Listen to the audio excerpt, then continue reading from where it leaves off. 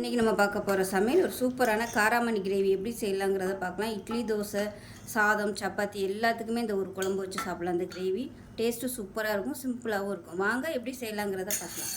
Cooker எடுத்துக்கலாம். இப்போ இதில் தேவையான அளவுக்கு எண்ணெய் சேர்த்துக்கலாம்.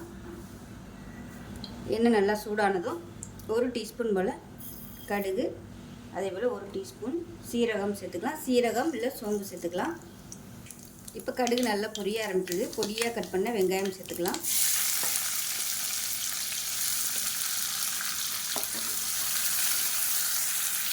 இப்போ இதில் உப்பு கொஞ்சமாக சேர்த்துக்கலாம்.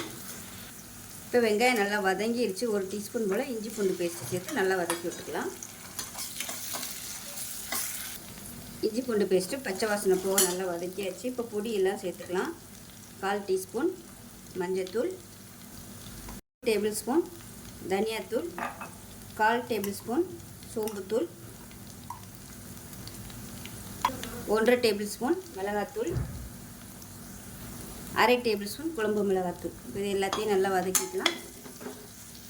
இப்போ இதில் 2 தக்காளி மிக்சியில் அடித்து வச்சுருக்கேன், சேர்த்துக்கலாம். அப்படியே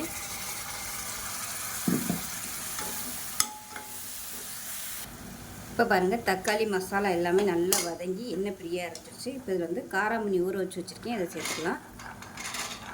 அதில் 1 கப் அளவுக்கு சேர்த்துக்கோங்க. இப்போ இதையும் நல்லா வதக்கி விட்டுக்கலாம். இப்போ இதில் தேவையான அளவுக்கு தண்ணி சேர்த்துக்கலாம். இப்போ குக்கரை மூடி வச்சிடலாம். மூடி வச்சுட்டு நல்லா ஒரு 4 விசில் விட்டுட்டு ஸ்டீம் போனதுக்கப்புறம் பார்க்கலாம். இப்போ விசில் விட்டு ஸ்டீம்லாம் இறங்கிருச்சு. கிரேவி எப்படி இருக்குன்னு பார்க்கலாம். இப்போ பாருங்கள், காராமணி சூப்பராக வந்திருக்கு. கை வச்சு அமுக்கி பார்த்துக்கோங்க, பருப்பு நல்லா வெந்திருக்கா இல்லைன்னு. நல்லா சூப்பராக வந்துருச்சு பாருங்கள்.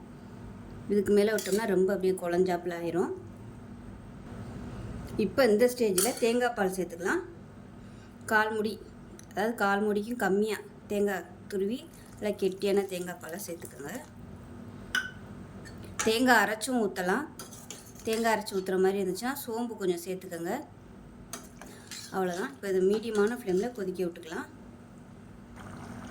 இப்போ பாருங்கள், மீடியமான ஃப்ளேமில் கொதிக்க விட்டாச்சு. நல்லா எண்ணெயெல்லாம் பிரிய ஆரம்பிச்சிருச்சு. இந்த ஸ்டேஜில் அமர்த்திடலாம். இந்தளவுக்கு கொஞ்சம் தண்ணியாகவே வச்சுக்கோங்க. ஆறுச்சுன்னா நல்லா கெட்டியாக வந்துடும். அவ்வளோதான், சூப்பரான காராமணி கிரேவி ரெடி ஆகிடுச்சு. இது சாதத்துக்கும் தொட்டுக்கலாம். இட்லி, தோசை, சப்பாத்திக்கெலாம் கூட இந்த மாதிரி வச்சு சாப்பிட்டிங்கன்னா அருமையாக இருக்கும்.